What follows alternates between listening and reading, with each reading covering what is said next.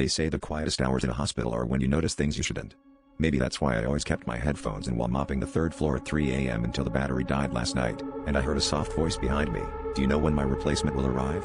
I didn't turn at first. I knew it was the patient from room 404. She asked the same question every night, and I'd learned to answer politely, even though the nurses told me 404 had been empty for months. But last night was different. When I passed by 404, the bed was stripped bare, the lights off. No one was inside. I shrugged it off, telling myself I must have imagined her voice. Still, I felt uneasy as I cleaned my station at the end of the hall. That's when I heard the familiar shuffle of slippers behind me.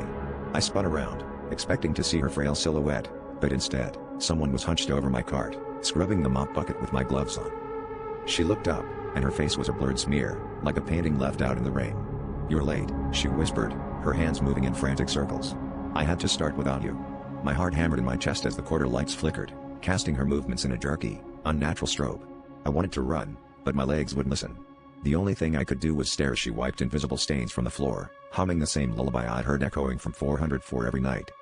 The next morning, my supervisor found my station spotless, my cart perfectly organized. She joked that I'd finally found someone to cover my shift.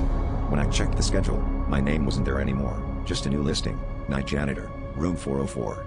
As I left, I saw a familiar set of gloves on the cart, still damp, and a smudged name tag that looked a lot like mine.